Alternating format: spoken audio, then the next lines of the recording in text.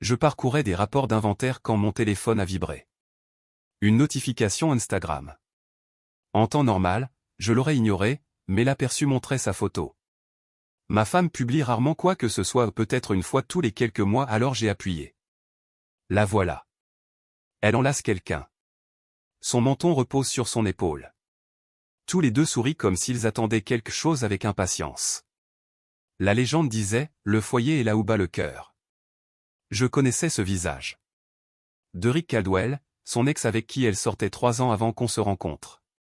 Celui dont elle m'avait juré que c'était du passé quand son nom avait ressurgi à la dernière fête de Thanksgiving. Celui-là même qui liquait ses posts depuis 6 mois en laissant des commentaires comme « Tu es superbe », je repense à ces moments-là. La photo était en ligne depuis 40 minutes et avait déjà récolté 18 likes. Sa cousine Brooke avait posté 3 émojis cœur. Son collègue avait écrit « Oui, reine ». Une certaine Vanessa avait tagué quelqu'un. J'ai fait une capture d'écran, puis une autre avec la section des commentaires. Ensuite j'ai ouvert son profil et j'ai remonté le fil. 3 semaines plus tôt, une photo à Parkside, même veste que la sienne. Puis 2 mois auparavant, une photo dans un café. Une main visible au bord du cadre. Une montre masculine. Je ne la reconnaissais pas. Mon téléphone professionnel a sonné. Je l'ai laissé aller sur la messagerie. J'avais besoin de réfléchir, pas de réagir. Voilà ce que je savais. Nous étions mariés depuis 4 ans, ensemble depuis 6. J'avais payé sa voiture, une Civic 2019. Le certificat d'immatriculation était à mon nom, parce que son historique de crédit était catastrophique quand on l'avait acheté. La bague de fiançailles m'avait coûté 3 200 $. Je lui avais offert un bracelet tennis en diamant pour notre 2e anniversaire. Des boucles d'oreilles en or pour son anniversaire l'année dernière, et un ordinateur portable quand son ancien avait rendu l'âme pendant ses cours en ligne. J'ai ouvert l'application Notes sur mon téléphone et j'ai commencé à taper. Pas des épanchements de colère, juste des faits, des dates, des montants, des reçus que je pourrais retrouver plus tard. Mon responsable Gilbert est passé devant mon box. « Tout va bien ? T'as l'air concentré. » Je trie des fichiers personnels, ai-je répondu. « Ah, d'accord. » Il a hoché la tête et est reparti. Je suis revenu à mon téléphone. La photo avait déjà 24 likes. Sa meilleure amie Sienna avait commenté « Enfin tu as suivi ton cœur. » Enfin. J'ai fait une capture d'écran de ça aussi. Puis je lui ai écrit « Je travaille tard ce soir. Ne m'attends pas pour dîner. » Elle a répondu immédiatement. « D'accord, je vais commander taille. Tu veux que je t'en garde ? » Non merci. Je trouverai quelque chose ici. 3 petits points sont apparus, puis ont disparu. Tout va bien ? Oui, juste occupé. On se parle plus tard. J'ai posé mon téléphone écran contre la table et je suis retourné à mon ordinateur, mais je ne regardais plus les rapports d'inventaire. Je cherchais des annonces de coffre-fort, j'étudiais quels biens m'appartenaient légalement dans notre état, et je vérifiais quels documents il me faudrait pour ce que j'allais faire. Au moment de quitter le travail, le post avait 63 likes et 12 commentaires, essentiellement de sa famille et de ses amis, tous bienveillants, tous félicitants. Sur le chemin du retour, je me suis arrêté dans un centre de reprographie ouvert 24 heures sur 24. J'avais des fichiers à organiser, et j'avais soudain toute la motivation nécessaire pour le faire. L'employé de nuit derrière le comptoir a à peine levé les yeux quand j'ai demandé à utiliser leur scanner et leur imprimante couleur. Parfait. Je n'avais pas besoin de public. Quand je suis rentré à 11 h du soir, la lumière était allumée dans le salon. Je suis resté 1 minute dans la voiture à regarder cette lumière. En des années de mariage, elle venait d'annoncer à tous ceux qui lui étaient chers que son cœur appartenait à quelqu'un d'autre. J'ai saisi ma mallette maintenant pleine de documents imprimés et je suis entré. Elle était assise sur le canapé à regarder une émission de télé-réalité. Son téléphone était posé écran contre le coussin à côté d'elle. « Bonsoir », a-t-elle dit en me jetant un coup d'œil. « T'as l'air épuisé. » Une journée difficile. Longue, ai-je corrigé. Je vais prendre une douche et m'effondrer. Tu veux qu'on regarde quelque chose ensemble d'abord ? Je l'ai regardé. La même femme que j'avais épousée. Le même sourire, la même voix qui avait dit oui devant une centaine de personnes. Peut-être demain, ai-je dit. Je suis épuisé. Elle a haussé les épaules et s'est retournée vers la télévision. Je suis monté, j'ai déposé ma mallette dans la chambre d'amis et j'ai fermé la porte. Puis j'ai ouvert mon ordinateur portable et je me suis mis au travail. Si elle voulait faire des déclarations publiques sur l'endroit où se trouvait son cœur, c'était son choix. Mais elle allait bientôt découvrir que les choix ont un prix. Et moi, j'avais tous les reçus. Je me suis réveillé avant elle, comme toujours. À 5h30, le réveil muet pour ne pas la déranger. Je me suis habillé, j'ai fait du café et je me suis assis à la table de cuisine avec mon ordinateur et le dossier que j'avais commencé la veille au soir. Le post Instagram était toujours en ligne. 92 likes désormais. De nouveaux commentaires durant la nuit. Sa tante marraine avait écrit « Tellement heureuse pour toi ». J'ai entendu ses pas à l'étage. La douche, le sèche-cheveux, la routine habituelle. Elle est descendue à 7h avec les boucles d'oreilles que je lui avais offertes. Des créoles en or à $340 chez le bijoutier du centre-ville. Elle avait pleuré quand je les lui avais données. Elle avait dit qu'elles étaient trop chères, que je n'aurais pas dû. « Bonjour », a-t-elle dit en se servant un café. « Tu t'es levé tôt. » Je n'arrivais pas à dormir, ai-je répondu en fermant mon ordinateur. J'ai beaucoup de choses en tête. Elle s'est adossée au plan de travail, sirotant son café, m'observant. Des affaires professionnelles, entre autres. Tu veux en parler? Je l'ai regardée droit dans les yeux. Pas encore. Elle a légèrement froncé les sourcils, mais n'a pas insisté. Je déjeune avec Edley aujourd'hui dans ce nouveau resto de la 5e avenue. Edley Quinn, son amie de la salle de sport. Celle qui, depuis un an, l'encourageait à vivre sa meilleure vie. Je l'avais rencontrée 2 fois. Les 2 fois, elle ne m'avait pas plu. Amuse-toi bien, ai-je dit. Tu te comportes bizarrement, a-t-elle dit en posant sa tasse. Qu'est-ce qui se passe? Je suis juste fatigué, comme je te l'ai dit hier soir. Elle m'a étudié un moment, puis a haussé les épaules. D'accord. Bon, je rentrerai vers 3h. Après son départ, je suis allé au garage. Tout ce que je lui avais acheté au fil des années était catalogué dans ma tête, mais j'avais besoin de preuves physiques pour la suite. Le bracelet tennis était dans son écrin à bijoux à l'étage. L'ordinateur portable était sur son bureau dans la chambre d'amis. La voiture était ce qui comptait le plus. Je me suis approché de mon classeur et j'en ai sorti le certificat d'immatriculation à mon seul nom. Acheté comptant 2 ans plus tôt, quand sa voiture précédente avait rendu l'âme et qu'elle n'avait pas les économies pour la remplacer. J'ai tout photographié, le certificat, le reçu du bijoutier, les confirmations de commande Amazon pour les petits achats, les relevés de cartes bancaires avec les montants. J'ai tout mis dans un dossier cloud, puis sauvegardé sur une clé USB. Mon téléphone a sonné, mon frère Clayton. « Tu as vu son Instagram ?» a-t-il demandé d'emblée. « Ouais, mec, c'est honteux. Tu sais qui c'est, ce type ? Son ex de Rick. Et elle vient de publier ça publiquement avec cette légende. » La voix de Clayton a monté d'une octave. « Qu'est-ce que tu vas faire ? » Je vais gérer. C'est pas une réponse. C'est la seule réponse que t'auras pour l'instant. Je te rappelle. Fais rien de stupide. Je ferai rien de stupide, ai-je promis. Mais je resterai pas les bras croisés. J'ai raccroché et je suis retourné à ma documentation. À midi, j'avais répertorié, photographié et justifié tous les achats principaux. J'avais créé un simple tableur listant chaque article, sa date d'achat, la somme dépensée et sa valeur estimée actuelle. La sonnette a retenti à 1h. Je n'attendais personne. Par le Judas, j'ai reconnu mon beau-père Gordon. Parfait.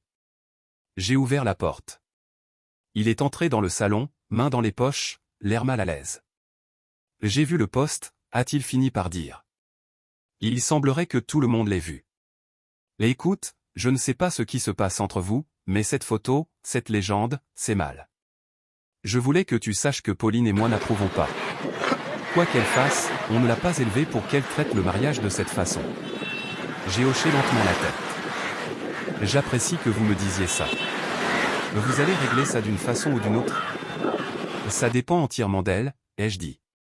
Mais entre nous, Gordon, quand quelqu'un vous montre qui il est vraiment, croyez-le du premier coup. Elle vient de dire à tout Internet où se trouve son cœur. Alors je décide comment y répondre. Il m'a regardé un long moment. Tu es plus calme que je ne l'aurais cru. Je suis bel et bien en colère, ai-je dit. Je ne suis juste pas stupide. Il est parti 20 minutes plus tard, après une conversation polie sur la météo et son golf. Mais avant de partir, il s'est retourné et m'a dit, « Quoi que tu décides de faire, je ne t'en tiendrai pas rigueur. » Après son départ, je me suis assis et j'ai ouvert Facebook, puis Craigslist, puis 3 groupes d'achat-vente locaux. Il était temps de transformer la documentation en action. J'ai commencé à rédiger la première annonce. Honda Civic 2019, grise argentée, 35 000 miles, certificat d'immatriculation propre, puis j'ai ajouté la partie qui allait tout changer. Mon doigt a flotté au-dessus du bouton publier pendant environ 5 secondes. Puis j'ai appuyé, et je ne me suis plus arrêté. La première annonce est apparue à 14h15. Honda Civic 2019, grise argentée, 35 000 miles, excellent état. Certificat d'immatriculation à mon nom. J'ai ajouté la description qui comptait, véhicule utilisé par ma future ex-femme, qui a décidé que son ex était plus intéressant que notre mariage et a publié leurs photos de retrouvailles sur Instagram avec la légende le foyer et là où bat le cœur. Certificat propre. Tous les entretiens inclus. Elle peut maintenant trouver autre chose pour aller le voir. 12 500 $ ou meilleure offre. Le mariage est terminé. Elle a fait son choix. Tout doit partir. J'ai publié sur Facebook Marketplace, dans 3 groupes d'achat-vente locaux et sur Craigslist. Puis je suis passé à l'article suivant, la bague de fiançailles, or blanc 14 carats, diamant solitaire d'1 carat. Évaluation originale fournie. Acheté pour un mariage qui a duré jusqu'à ce qu'elle décide que la nostalgie valait plus que la fidélité. Estimé à 3 200 $. Meilleures offres raisonnables acceptées. Le bracelet tennis, les boucles d'oreilles en or, l'ordinateur portable.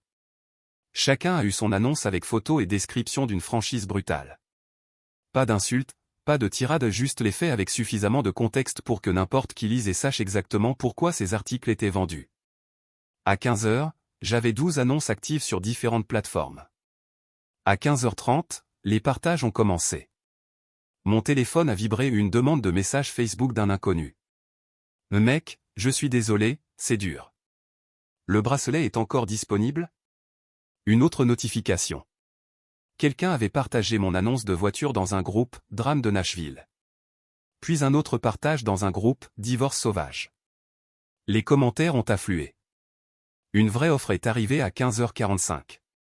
Un certain Russell voulait voir la voiture dans la soirée. J'ai fixé le rendez-vous à 19h. Une autre offre pour la bague. Une femme prénommée Stella m'a demandé si je pouvais la retrouver dans un café pour que son bijoutier puisse vérifier l'authenticité. Je lui ai envoyé les documents d'évaluation et j'ai accepté de la rencontrer samedi matin. À 16h, mon post avait été partagé plus de 200 fois. Les gens taguaient leurs amis, laissaient des commentaires avec des emojis popcorn, débattaient dans les commentaires pour savoir si j'avais raison ou si j'étais mesquin. Je m'en fichais du débat. Ce qui m'intéressait, c'était les offres. Mon téléphone a sonné un numéro inconnu. Je l'ai laissé aller sur la messagerie. Puis un autre appel, encore un numéro inconnu. J'ai mis le son en sourdine et je suis retourné à répondre aux vrais acheteurs. À 16h30, mon téléphone a commencé à vibrer en continu. Des SMS de numéros inconnus. Des messages vocaux qui s'accumulaient. J'en ai écouté un. Bonjour, ici Patricia de la chaîne 5.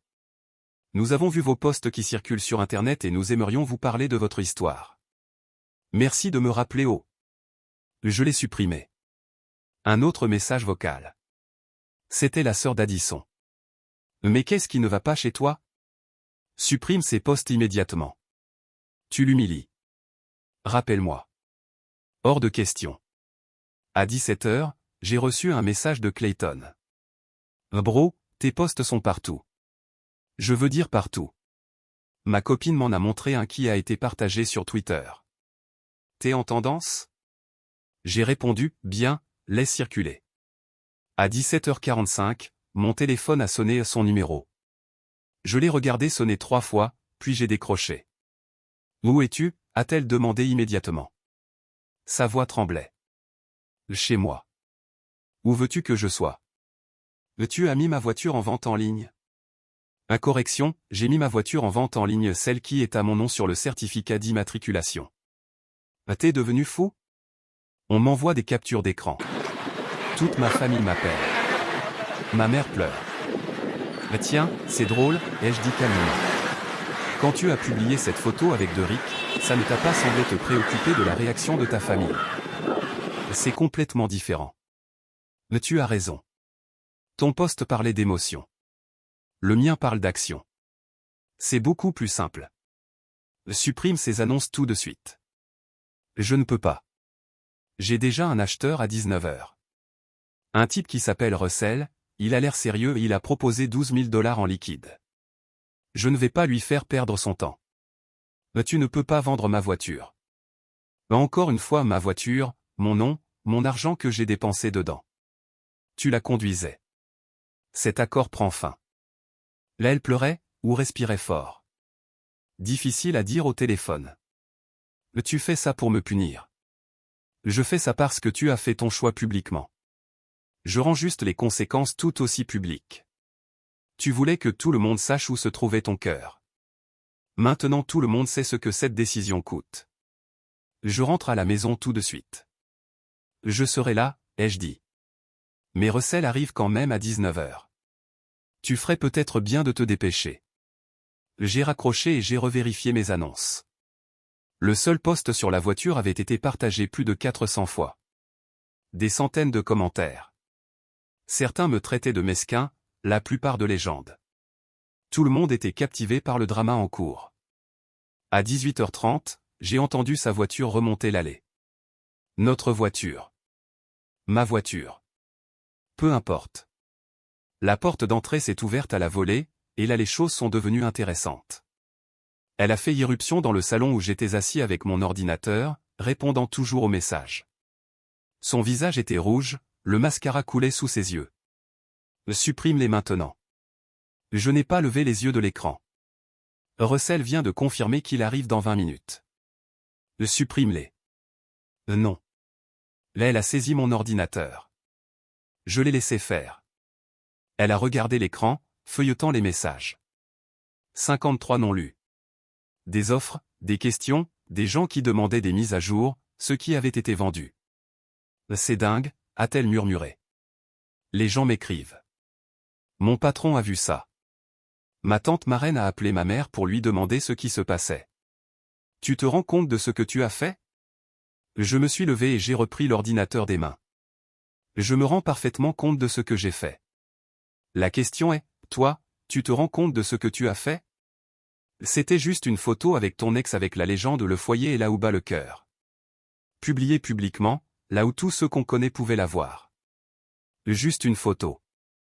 J'ai sorti mon téléphone et lui ai montré la capture d'écran. 92 likes, 15 commentaires. Ta cousine a écrit enfin. Ton ami a écrit enfin tu as suivi ton cœur. Alors dis-moi, qu'est-ce que j'étais censé penser? Tu aurais pu me parler comme tu m'as parlé avant de publier ça. Comme tu m'as mentionné que tu revoyais Derrick, que tu le rencontrais dans des parquets des cafés, que tu le laissais rentrer dans ta vie pendant que tu portais les boucles d'oreilles que je t'ai offertes. Sa bouche s'est ouverte, puis refermée. Elle ne s'attendait pas à ce que je sois au courant des autres rendez-vous. Comment tu? Ton Instagram n'est pas aussi privé que tu le crois. Et quand tu publies la main de quelqu'un sur une photo, assure-toi peut-être qu'il ne porte pas de montre. Je ne t'ai jamais vu comme ça, a-t-elle dit. Elle s'est assise sur le canapé, la tête dans les mains. Ce n'est pas ce que ça a l'air d'être. Alors c'est quoi? Explique-moi. En termes simples pour que je comprenne. Derrick et moi avons repris contact il y a quelques mois.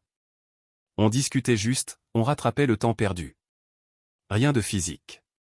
On n'a rien fait de tel, tu as publié une photo qui a annoncé à tous ceux qui comptent dans ta vie que ton cœur lui appartenait.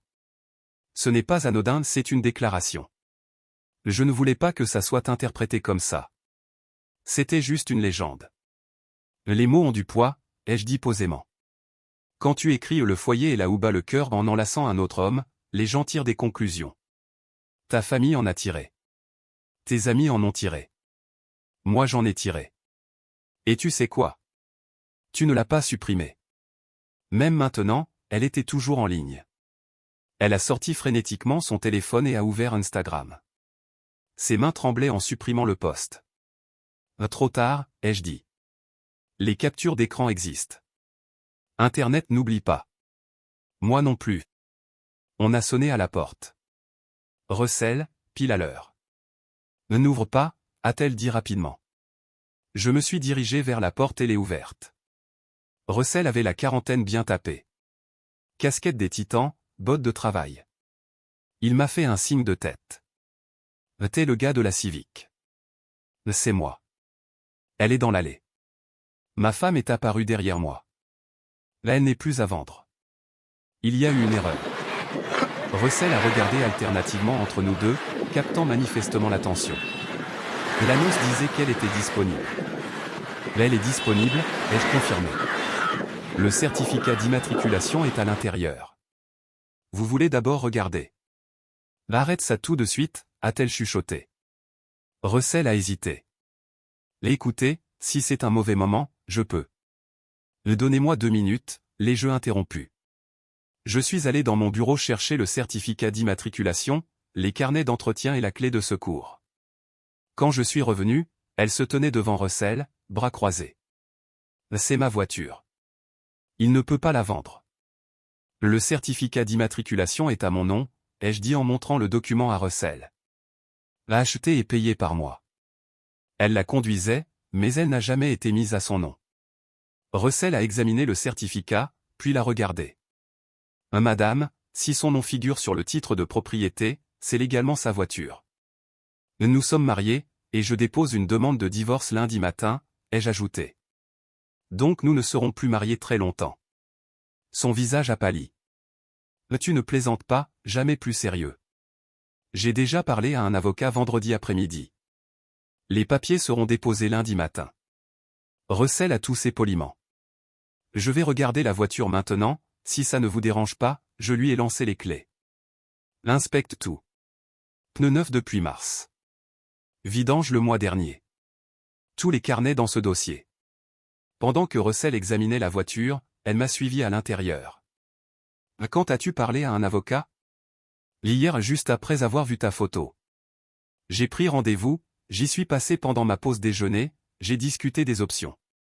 Il s'avère que quand ton conjoint annonce publiquement que son cœur appartient à quelqu'un d'autre, tu as un fondement. Laisse-moi tout arranger et dis-moi ce que tu veux. Non, ne t'y essaie même pas. Tu as fait un choix. Tu l'as publié. Tu l'as fêté avec tout le monde sauf moi. Maintenant, vis avec les conséquences. Et tout ce qu'on a construit ensemble. J'ai désigné la pièce autour de nous. Tu veux dire tout ce que j'ai acheté? Tout ce dont tu t'es servi? Parce que c'est de ça qu'est remplie cette maison. Mon argent, mes meubles, mon nom sur le bail. Qu'est-ce que toi tu y as mis? Ton boulot à mi-temps dans un studio de yoga qui couvre à peine tes dépenses personnelles. C'est pas juste.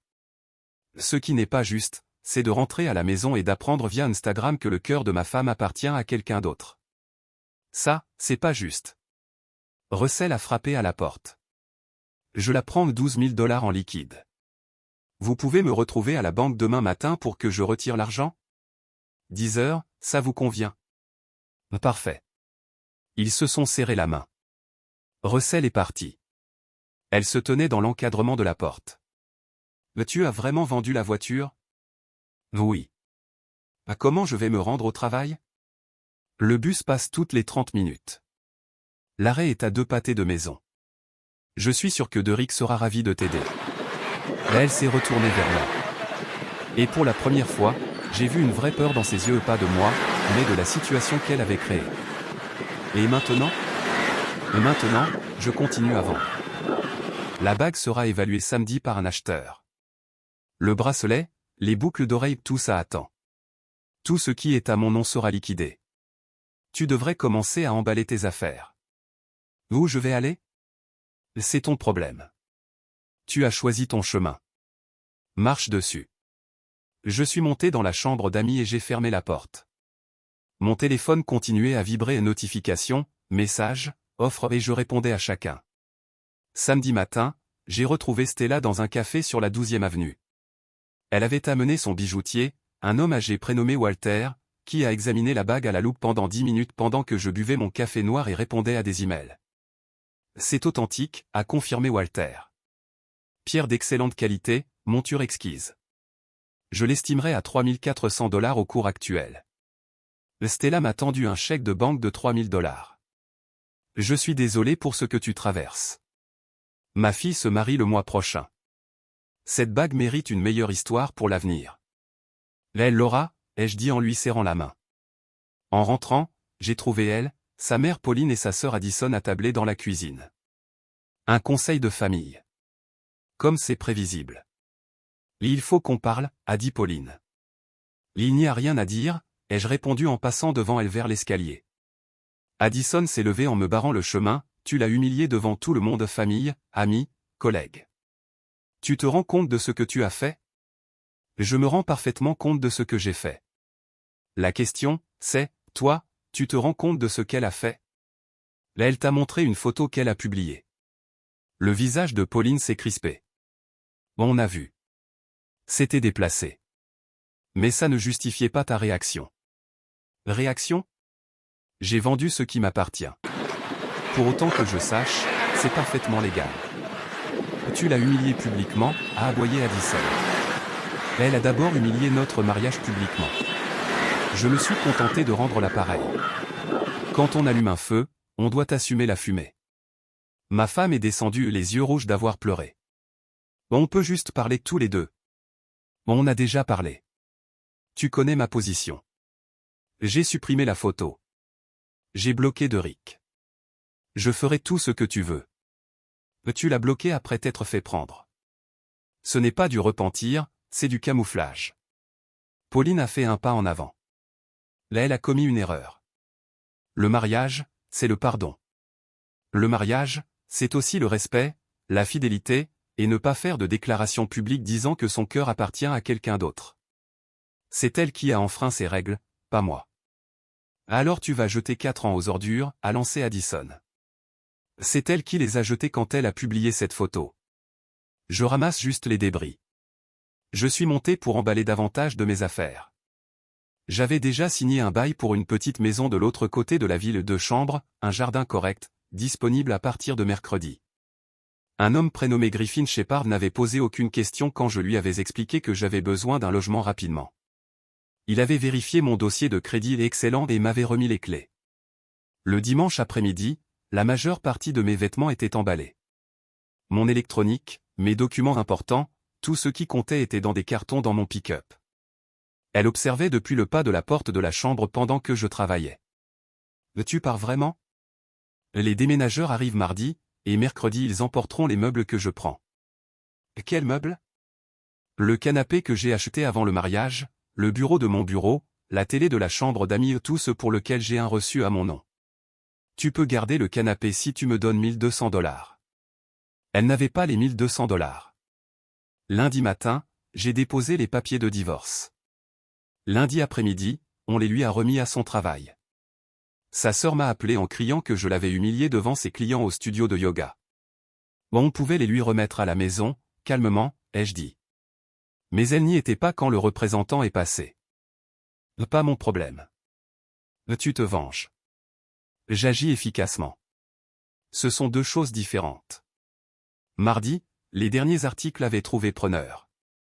Le bracelet à une femme prénommée Piper pour 650 $. Les boucles d'oreilles à quelqu'un du nom de Sloan pour 280 $. L'ordinateur portable à un étudiant prénommé Wyatt pour 400 $. Chaque transaction était documentée. Chaque centime versé sur mon compte personnel, ouvert le lundi matin. Mercredi matin, les déménageurs sont arrivés à 8 heures. Elle était déjà partie chez ses parents. Bien, ça simplifie les choses. Ils ont chargé mes meubles, mes cartons, tout ce que j'emportais. La maison avait l'air vide quand ils ont eu terminé. J'ai fait une dernière inspection, vérifiant les placards et les étagères. Dans la chambre, j'ai trouvé une photo Instagram imprimée cachée dans son écrin à bijoux, celle qu'elle avait supprimée. Elle l'avait imprimée avant de la supprimer. Je l'ai laissée là. Qu'elle garde les souvenirs. Dans mon nouvel appartement, j'ai passé le mercredi à déballer. Le jeudi, je suis retourné au travail. Gilbert m'a demandé comment je tenais. Mieux que prévu. Honnêtement, tes posts circulent encore. J'en ai vu un qui a été partagé sur un forum Reddit hier. Bien, laissez-les circuler. Peut-être que ça apprendra quelque chose à quelqu'un. Le vendredi après-midi, mon avocat a appelé. Là, elle veut négocier les termes. Son avocat a pris contact. Quels termes? Je ne veux rien d'elle. Elle peut garder tout ce qui est à son nom. Ce qui n'est, en gros, rien. Je veux que le divorce soit finalisé, et je veux avancer. Là, elle demande une pension alimentaire. J'ai ri. Vraiment ri. Sur quelle base? Son travail à mi-temps dans un studio de yoga. Nous étions mariés depuis 4 ans. Elle n'a apporté aucune contribution financière et c'est elle qui a détruit le mariage. Transmettez à son avocat, bonne chance avec cet argument. On s'en chargera. Ça devrait être assez simple. 6 semaines, peut-être 8. Ce week-end-là, le frère d'elle, Kyle, m'a écrit « Je ne te reproche pas ce que tu as fait. Elle a eu tort, mais c'est ma sœur alors j'ai dû essayer. Bonne chance pour la suite. » J'ai apprécié ça. Kyle était quelqu'un de bien. Le dimanche soir, je faisais griller des burgers dans mon nouveau jardin quand Clayton est arrivé avec des bières. « Comment tu te sens ?» a-t-il demandé. Honnêtement, soulagé. Comme si j'avais enfin posé quelque chose de lourd. Les posts se sont calmés. Il arrive encore des messages occasionnels de gens qui partagent leurs histoires. C'est incroyable combien de personnes ont vécu des trucs similaires. T'es devenu une icône, mec. Je ne cherchais pas à devenir une icône. Je voulais juste récupérer ce qui m'appartenait. Mais t'es devenu une icône, et tu t'en es sorti parfaitement. Pas de supplication, pas de drama, juste une exécution froide et précise. Ce n'était pas froid du tout. J'étais en colère. Je le suis encore parfois. Mais je n'allais pas laisser cette colère me rendre stupide. Derrick a jamais pris contact? Non. Il a disparu dès que le bordel a commencé. Il s'avère qu'il ne la voulait que quand elle était bien tranquillement mariée à quelqu'un d'autre. Au moment où elle est devenue disponible et compliquée, il s'est évaporé. Clayton a secoué la tête. Là, elle a tout perdu en courant après du vent. C'est généralement comme ça que ça finit. On a mangé des burgers, bu des bières et parlé de tout sauf d'elle. C'était bien. Normal. Plus tard cette nuit-là, j'ai reçu un dernier message d'elle. Je suis désolé pour tout. Tu méritais mieux. Je l'ai regardé un long moment, puis j'ai bloqué le numéro. Elle avait raison. Je méritais mieux, et maintenant j'avais la chance de le trouver.